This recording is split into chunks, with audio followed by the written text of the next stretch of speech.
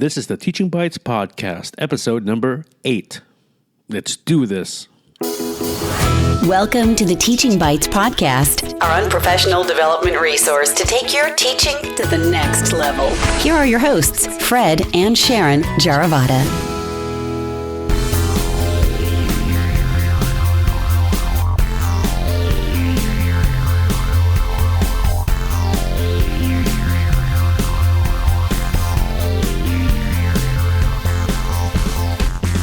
Welcome to our show where we share bite-sized ideas, tips, and strategies so you can make them your own, whether you are a brand new teacher, a veteran teacher that needs an extra spark to take your teaching to the next level.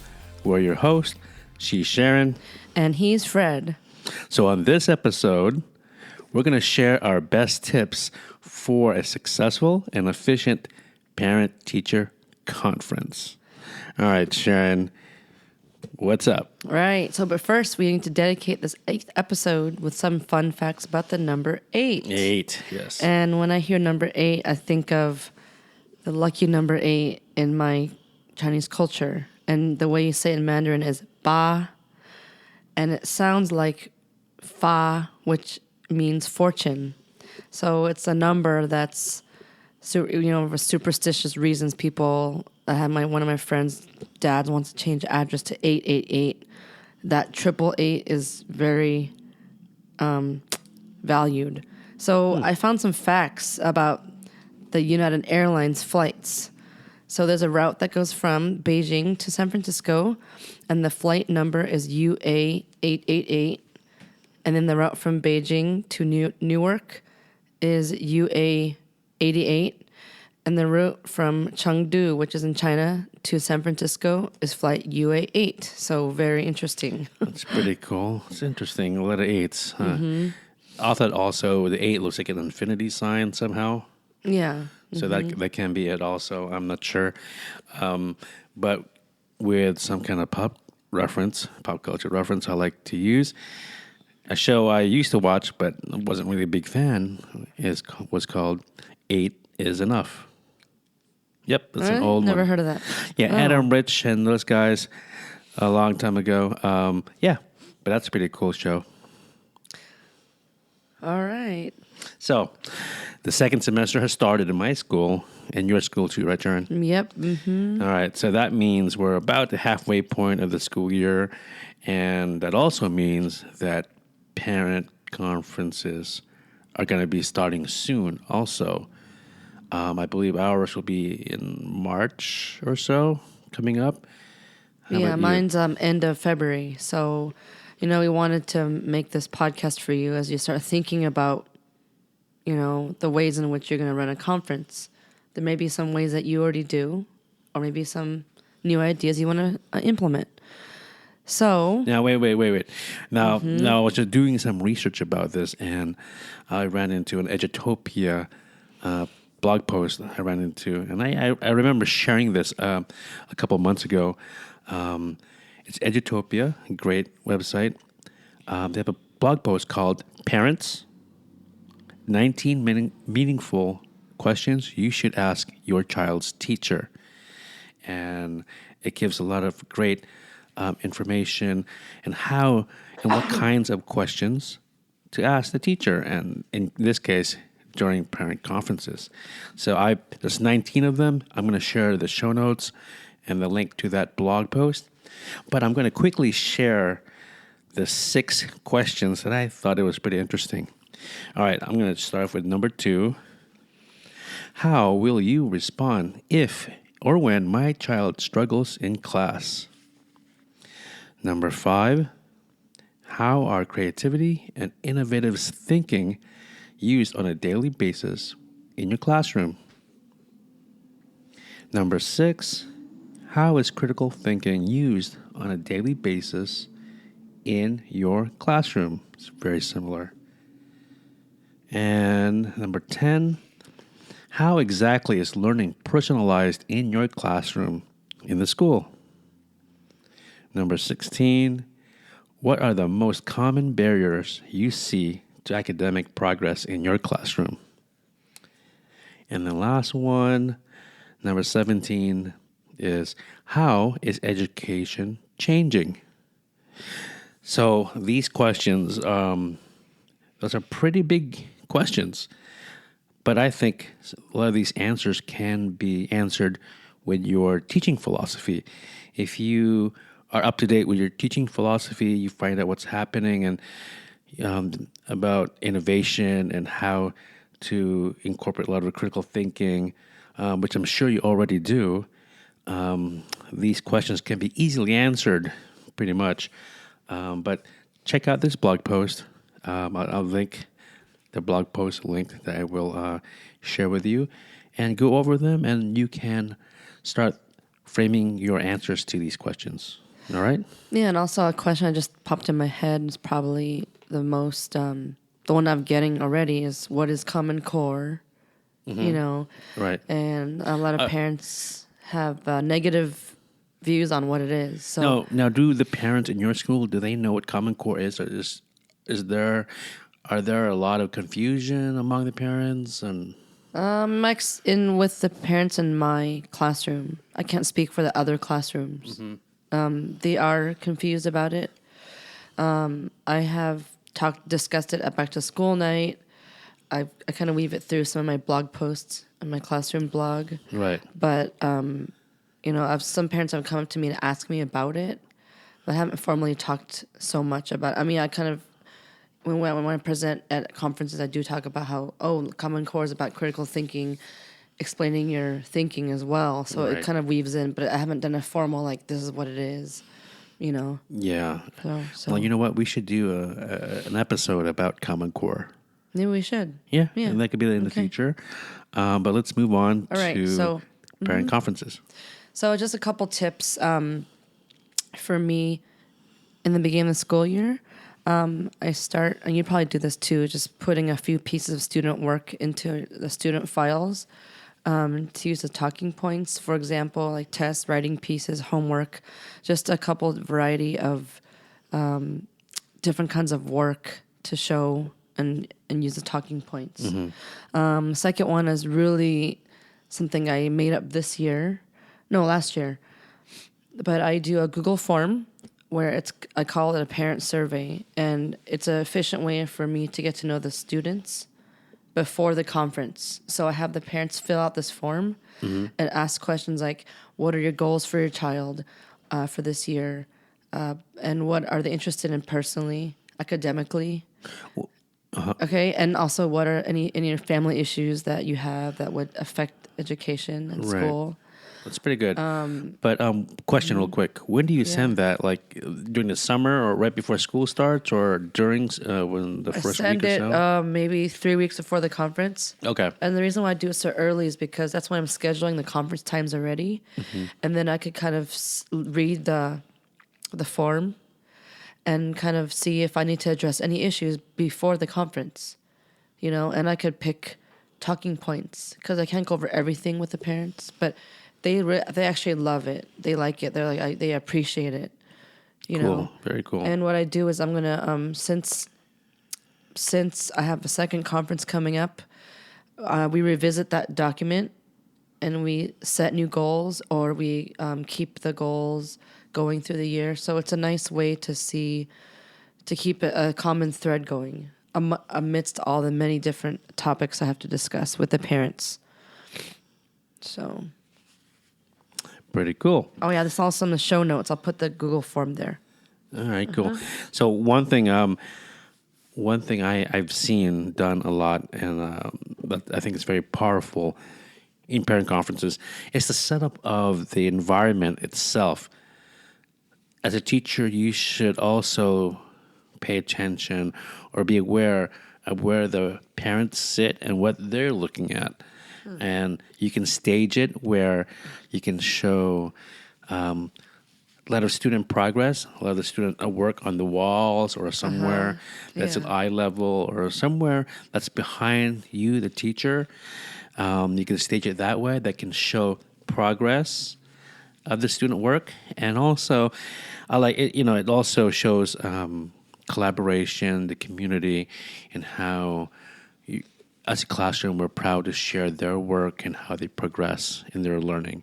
So that's very important, I think, how to incorporate the environment to your conferences. I never thought of that actually. Right? No one does, I Yeah. think. But I mean, I've seen parents sit into those little chairs, for a second grade, third grade chairs, maybe stools, and those can get pretty uncomfortable sitting there. So consider getting adult-sized chairs also. But yeah, trying to think about the environment itself, and the parents' point of view. It's important. And especially some parents might not have time to come to your classroom as often as others, so this might be like their only opportunity. Right, and you want to get them as comfortable as possible and have get a confidence, at least subconsciously. Mm-hmm. All right, so. Right. Another tip that I actually got from our kids' teacher at their preschool is having a timer. My conferences are about 15 to 20 minutes, and often I try to allow for transitional time. But they had a timer on their phone. One of their iPhones. Yeah, right? and it's great to keep track on schedule. And good tip is to use a nice ringtone. You don't want some kind of bah, bah, bah. Yeah, something like pleasant. Ones. But I have a question also. How do you feel about picking up a phone? The whole the phone gets in the way. It's in people's hands. But thinking about it, maybe if you just discreetly put the timer on and you mention that timer will be on a time limit, and you put it to the side and not focus on it or glance at it all the time, make it so obvious. But maybe it's obvious you can just let it stand or right by your eye level somewhere, or you can glance at it really easily. So you don't want to be reaching for it all the time. Right. You know what I mean? Because the body language says a lot. And right. Be mindful of that. Okay. And then, I know you guys have some kind of portfolios or student folders. Have those ready. And that's where you jot notes too, right? Your own student notes of what action plans are, right, for the students. Mm-hmm. And then, when you do present your students, it's either grades or numbers. We have a number system, 1 through 4. 1 needs improvement. 2 is working on the standard. 3 has reached it, and 4 is beyond. So we don't have ABCs. But parents often mostly get stuck on how come that child has a 1 or a 2. Because, of course, you want to have a 3 or 4. Right. But especially at the beginning of the year, I'm like, this is where we are right now. The snapshot in time, right? Right. And then this is where we need to take them. And hopefully in the next 2-3 trimesters, we'll see that growth. So, keep that in mind when you're giving conference that this is where a child's at right now. And we want to take them over there at this time and place. Right. And always start your conferences, especially the first ones, having a good tone. Like we're a team. We're working to help your child. Because sometimes, then the parents, it's like a battle, teacher versus parent, and you never want that as much as you can. Right. And I think parents appreciate that when you even if you mention that, and then sometimes if you're having a conference with more adults than just yourself, like maybe the principal's coming or a counselor or a special educator, another person on staff is coming, you should give the parents a heads up. You don't want them to feel outnumbered and threatened and they get defensive. That. So, just say, I'm inviting this staff member to come to speak on X, Right. So then they don't feel like it's so intimidating. Right, and also maybe the seating, I don't know, that's considered also, one parent is facing 2, 3, 4 of the teachers and the administration and so on. That can be intimidating, right? Yeah, it it's like an interview. No, it's maybe like interrogation type of thing. So true. You could be mindful of that. Right. One thing also, it's in the show notes and it's also on our blog, I did a beginning of the year design and writing. So this is like a evidence piece I put in their students' file. And I have a piece of triangular grid paper. And the first day of school, I give the kids this triangular grid paper, and I just tell them, I need you to draw anything you want, and then on line paper, write about it. I wanted to do this 3 times a year to show their creativity, open-ended activity, and I used the second one in all the parent conferences last time, so they got to compare whether they're drawing more precise, or their vocabulary increase. So I just made it up over the summer because I was kind of tired of the typical kinds of work we put in there, just a writing sample or a math something. So I'll put that, it's in the show notes, and I'm going to do another one for this conference again, so they have 3 pieces to compare. So that should be interesting. Okay, so. All right, very cool. I'm going to share a couple of tips also. Another thing to consider is that maybe there are parents outside the classroom ready to come in or just waiting for the current conference going on to finish up. One thing to consider, if it's possible, if you have computers in the hallway or if you have, wall space, you can share student work on the board, maybe a classroom, a collaborative work on the wall, the board, the door.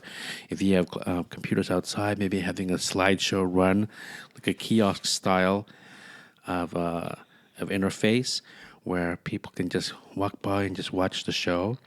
That'd be pretty cool.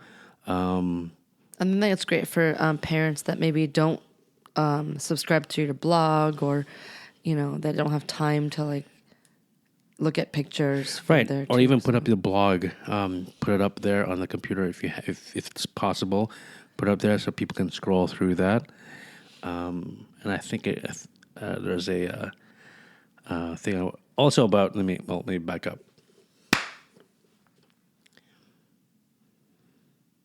Digital portfolios also. If you can make those, create a digital portfolio of pictures. Taking pictures of student work, reflection pieces. I like to incorporate, if it's possible, you incorporate some reflection. Either it can be pieces of writing, but also maybe a video reflection, a real quick 30-second video reflection on what the student thought about that work that yes did. Maybe at certain times they can reflect just right after, and then maybe a week later or maybe a month later, and you can see how their thinking has changed. And that's a pretty powerful thing. If you can incorporate that, I think that's a really good, very, very powerful way to share student work. Didn't you do that with your 5th or 6th grade boys? Remember you showed me? Yeah, I started that with I believe it was 6th graders at that time. But it wasn't for conferences, but we did it, a video right next to their English paper on a Google Doc, and they had a video and right next to it embedded their reflection of their work they just wrote. So they liked it. We hope they continue that again. But I think it's very powerful. As you know, we're I think kids today need to start compiling all their work digitally. Digital portfolio. I think it's going to be definitely the future. So for the portfolio, do you tell them what to put in there, or do they pick, or is it a combination of the two? So it's a combination. There's some required, a few, like a certain book, like Catch in the Rye or something like that they read, and they have to reflect on it, writing a big piece, and they can reflect on that. But we also open it up to what the students want to share. Okay. So they can make it their own. Have a choice. Right.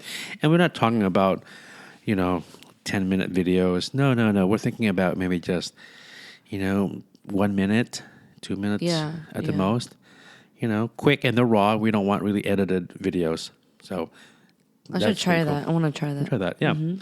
Another thing to be prepared is to have some kind of digital resources available that you can recommend to the teacher, to the parents.